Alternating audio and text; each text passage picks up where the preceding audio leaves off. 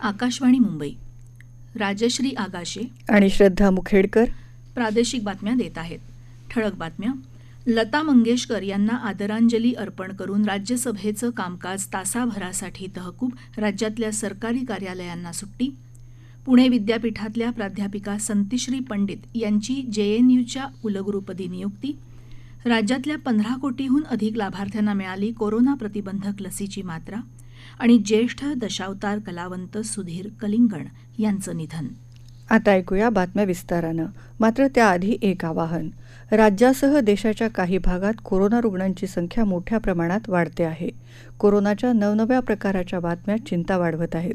अशावेळी आम्ही श्रोत्यांना आवाहन करतो की लवकरात लवकर पूर्ण लसीकरण करून घ्या. तसंच 15 ते 18 या वयोगटातल्या मुलांसह इतर नागरिकांनाही लसीकरणासाठी प्रोत्साहित करा. यासोबतच कोरोना प्रतिबंधक नियम पाळा, गर्दी टाळा, मुखपट्टी अवश्य वापरा आणि हात वेळोवेळी स्वच्छ धुवा. चला त्वरा करा, लसीकरण अवश्य करून घ्या. कोरोनाशी संबंधित योग्य माहिती, मार्गदर्शन आणि मदतीसाठी राज्याच्या 020 26 12 7394 या मदत क्रमांकावर संपर्क साधा. आता वळूया बातम्यांकडे. राज्यसभेचं कामकाज आज सकाळी सदनाच्या माजी सदस्य स्वरसम्राज्ञी लता मंगेशकर यांच्या निधनामुळे 1 तासाकरता स्थगित करण्यात आलं. त्यापूर्वी सकाळी कामकाज सुरू झाल्यावर सदस्यांनी मौन पाळून लता मंगेशकर यांना श्रद्धांजली अर्पण केली. लता मंगेशकर यांच्या निधनानं देश एका महान गायिकेला मुकल्याचं सभापती व्यंकय्या नायडू यावेळी म्हणाले.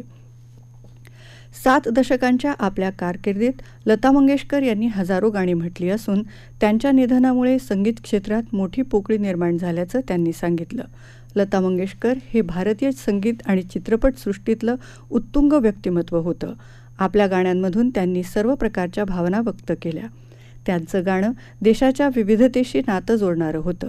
तसंच देशाच्या प्रवासातला प्रत्येक प्रसंग आणि टप्पा यामधून उमटल्याचं सांगून नायडू यांनी लता मंगेशकर यांना आदरांजली वाहिली. ख्यातनाम गायिका लता मंगेशकर यांना आदरांजली अर्पण करण्यासाठी आज दुपारी 4 वाजता लोकसभेचं कामकाज सुरू झाल्यावर ते 1 तासाकरता स्थगित करण्यात येईल. त्यानंतर प्रधानमंत्री नरेंद्र मोदी आज संध्याकाळी लोकसभेत सुरू असलेल्या राष्ट्रपतींच्या अभिभाषणावरच्या चर्चेला उत्तर देतील. भारतरत्न लता मंगेशकर यांच्या निधनामुळे देशात कालपासून 2 दिवसाचा राष्ट्रीय दुखवटा जाहीर करण्यात आला आहे. त्यामुळे केवळ मनोरंजन क्षेत्रानेच नव्हे तर आर्थिक, शैक्षणिक क्षेत्रानेही आपले नियोजित कार्यक्रम रद्द करून लता मंगेशकर यांना आदरांजली वाहिली. राज्यात आज सार्वजनिक सुट्टी जाहीर करण्यात आली आहे. नाशिकच्या आरोग्य विज्ञान विद्यापीठानं आज नियोजित असलेला दीक्षांत समारंभ पुढे ढकलला आहे. कार्यक्रमाची पुढची तारीख लवकरच जाहीर केली जाईल असं विद्यापीठाचे कुलसचिव डॉक्टर कालिदास चव्हाण यांनी सांगितलं. राष्ट्रीय दुखवट्यामुळे मुंबई विद्यापीठाचा आयडॉल अर्थात बाह्य आणि मुक्त शिक्षण विभाग आज बंद राहील. तसंच MA आणि MCOMची आज होणारी ऑनलाईन परीक्षा पुढे ढकलण्यात आल्याची माहिती आयडॉलचे संचालक डॉक्टर प्रकाश महानवर यांनी दिली आहे. परीक्षेची पुढची तारीख लवकरच जाहीर केली जाईल. भारतीय रिझर्व्ह बँकेची आर्थिक धोरण विषयक समितीची 7 ते 9 फेब्रुवारी या काळात होणारी यंदाच्या आर्थिक वर्षातली शेवटची बैठक पुढे ढकलण्यात आली असून ती येत्या 8 ते 10 फेब्रुवारी या काळात होणार आहे. संत गाडगेबाबा अमरावती विद्यापीठानंही आज होणारी परीक्षा पुढे ढकलली आहे.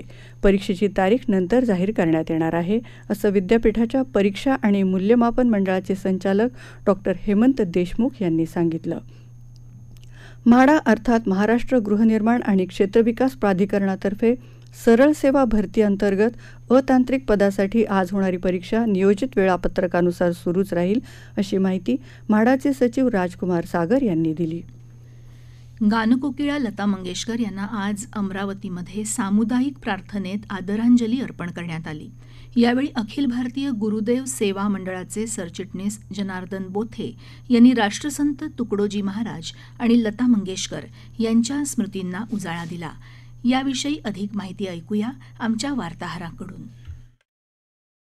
1961 साली राष्ट्रसंत तुकडोजी महाराज भजन ध्वनिमुद्रित करण्यासाठी मुंबईतल्या HMVच्या स्टुडिओमध्ये गेले होते.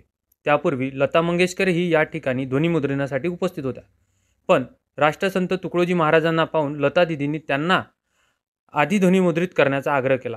हे ध्वनिमुद्रण झाल्यानंतर त्यांनी पुष्पहार अर्पण करून राष्ट्रसंत तुकडोजी महाराजांचे आशीर्वाद घेतले अशी आठवण महाराजांचे तत्कालीन सचिव जनार्दन पंत बोते यांनी सांगितली. या भेटीच्या वेळीच महाराजांचे भजन साथी मारोतराव कर्डीकर, दिगंबर हिरपूरकर, बाळासाहेब इंगळे, शेषराव आमले, रामपुरी HVPM कंपनीचे व्यवस्थापक GN जोशी उपस्थित होते. आकाशवाणी बातम्यांसाठी अमरावतीवरून जयंत सोनोने. राष्ट्रपती रामनाथ कोविंद यांनी संसदेच्या दोन्ही सभागृहांना संबोधित करताना केलेल्या अभिभाषणावरच्या आभारदर्शक ठरावावर आजही चर्चा झाली. कोविड महामारीच्या काळात देशानं कोविड प्रतिबंधक लसीच्या कोट्यावधी मात्रा देण्याचं यश संपादन केल्याचं भाजपाच्या सीमा द्विवेदी यांनी यावेळी सांगितलं. या काळात प्रधानमंत्री गरीब कल्याण अन्न योजनेअंतर्गत 80 कोटीपेक्षा जास्त जनतेला अन्नधान्याचा मोफत पुरवठा केल्याचं त्या म्हणाल्या. जनतेच्या कल्याणासाठी सरकार करत असलेल्या उपाययोजनांवरून विरोधी पक्ष खोटे आरोप करत असल्याची टीका त्यांनी केली. राष्ट्रपतीच्या अभिभाषणानं निराशा केली असून ते सत्य परिस्थितीपासून दूर असल्याचं तसंच यामधून देशापुढली खरी आव्हानं उमटली नसल्याचं काँग्रेसचे खासदार आनंद शर्मा यावेळी म्हणाले. देशानं साधलेला विकास केवळ गेल्या 8 वर्षातला नसून तो गेल्या 75 वर्षातला असल्याचं ते म्हणाले. देशात सध्या 42 कोटी जनता रोजगारापासून वंचित असून गरीब आणि श्रीमंतांमधली दरी सातत्यानं वाढत असल्याचं ते म्हणाले. तेलुगू देसम पक्षाचे रवींद्र कुमार यांनी देखील राष्ट्रपतीच्या अभिभाषणावरच्या धन्यवाद प्रस्तावाच्या चर्चेत भाग घेतला. कॅगनं जारी केलेल्या अहवालानुसार सैनिकांना मूलभूत सुविधा पुरवण्यात आल्या नसून सुरक्षाविषयक साधनसामुग्रीचा पुरवठा करायला 4 वर्ष विलंब झाल्या प्रकरणाची चौकशी करण्याचे आदेश कॅगनं दिल्याचं राष्ट्रवादी काँग्रेस पक्षाच्या फौजिया खान यांनी सांगितलं. यंदाच्या अर्थसंकल्पात कृषी क्षेत्रासाठी केलेली तरतूद शेतकऱ्यांची निराशा करणारी असल्याचं धर्मनिरपेक्ष जनता दलाचे नेते HD देवगौडा यांनी सांगितलं. सरकारच्या विविध कल्याणकारी योजनांचा उल्लेख करून सध्याच्या सरकारच्या कार्यकाळात विकास कामांचा वेग वाढल्याचं भाजपाचे प्रकाश जावडेकर यांनी सांगितलं. देशातल्या 10,000 रेल्वे स्थानकांवर सरकारनं वायफाय सुविधा केली आहे. तसंच अन्नसुरक्षा योजना सर्व राज्यामध्ये लागू करून त्याची व्याप्ती वाढवल्याचं ते म्हणाले. सामाजिक न्याय राज्यमंत्री रामदास आठवले यांनी सरकारनं अनुसूचित जाती आणि जमातीच्या कल्याणासाठी सुरू केलेल्या विविध योजनांचा यावेळी उल्लेख केला. या प्रादेशिक बातम्या आकाशवाणीच्या मुंबई केंद्रावरून देत आहोत. सावित्रीबाई फुले विद्यापीठातल्या राज्यशास्त्र आणि लोकप्रशासन विभागातल्या प्राध्यापिका संतिश्री धुलीपुडी पंडित यांची दिल्लीतल्या JNU अर्थात जवाहरलाल नेहरू विद्यापीठाच्या कुलगुरूपदी नियुक्ती झाली. विद्यापीठाच्या कुलगुरू म्हणून नियुक्त होणाऱ्या त्या पहिल्या महिला आहेत. पूर्व कुलगुरू जगदीश कुमार यांची विद्यापीठ अनुदान आयोगाच्या अध्यक्षपदी नियुक्ती झाल्यानं या पदावर पंडित यांची नियुक्ती झाली. चेन्नईच्या प्रेसिडेन्सी कॉलेजमधून पदवी आणि पदव्युत्तर शिक्षण पूर्ण केल्यानंतर प्राध्यापक पंडित यांनी नेहरूंच्या काळातील संसद आणि परराष्ट्र धोरण या विषयावर PhD पूर्ण केली. 1988 ते 1992 या कालावधीत त्या गोवा विद्यापीठात आणि त्यानंतर पुणे विद्यापीठात कार्यरत आहेत. देश-विदेशातल्या अनेक महत्त्वाच्या समित्या आणि परिषदांमध्ये त्यांनी संशोधन अहवाल सादर केले आहेत. MPhil आणि PhDच्या अनेक विद्यार्थ्यांनाही त्यांनी मार्गदर्शन केलं आहे.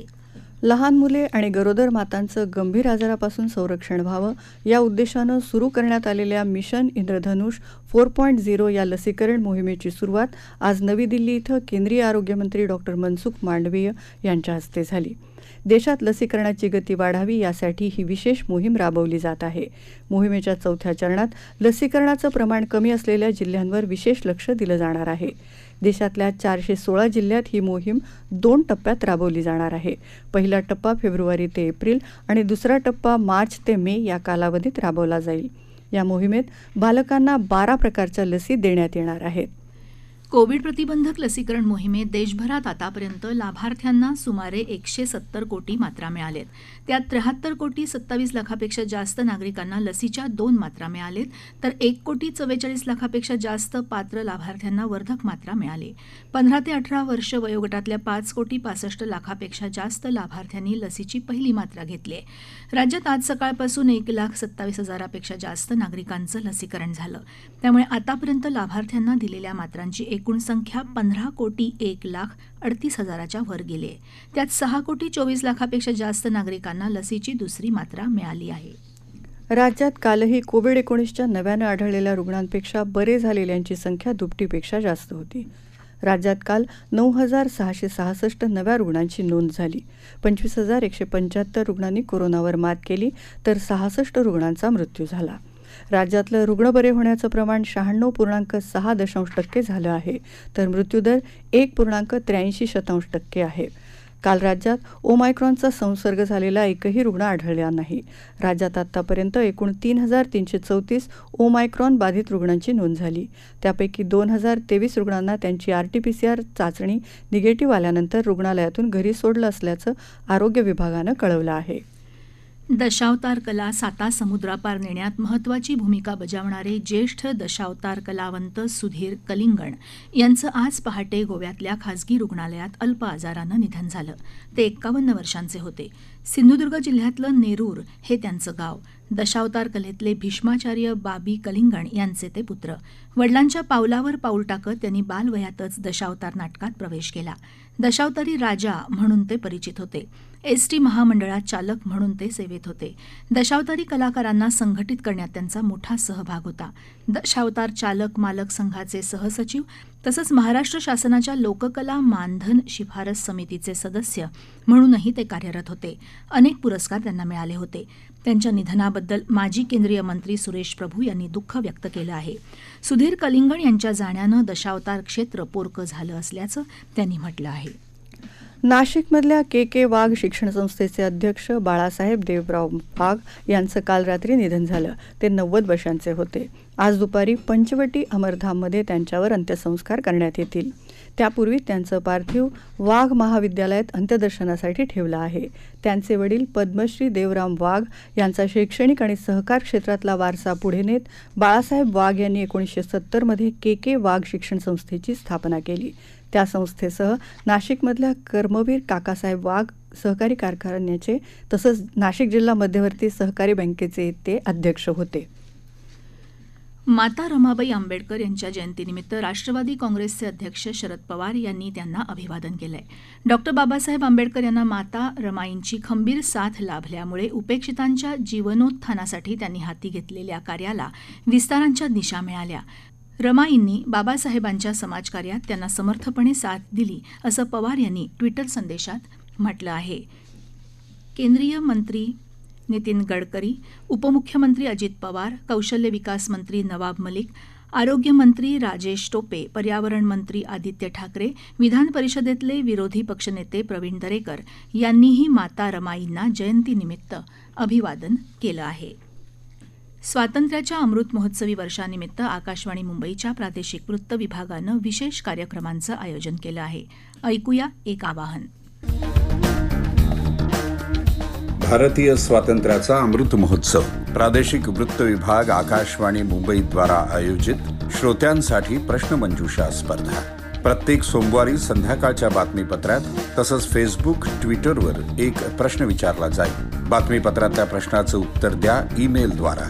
ईमेल ID आहे QUIZ75NEWS@gmail.com. पुन्हा ऐका QUIZ75NEWS@gmail.com. फेसबुक आणि ट्विटरवर कॉमेंटमध्येच उत्तर लिहा. विजेत्या स्पर्धकाला मिळेल प्रमाणपत्र आणि प्रसिद्धी.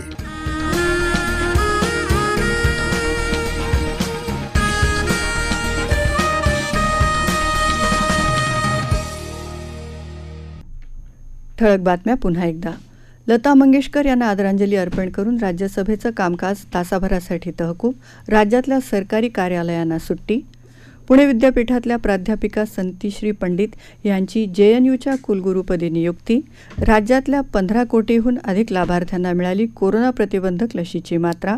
आणि ज्येष्ठ दशावतार कलावंत सुधीर कलिंगण यांचं निधन. याबरोबरच आकाशवाणी मुंबई केंद्रावरचं हे प्रादेशिक बातमीपत्र संपलं. नमस्कार.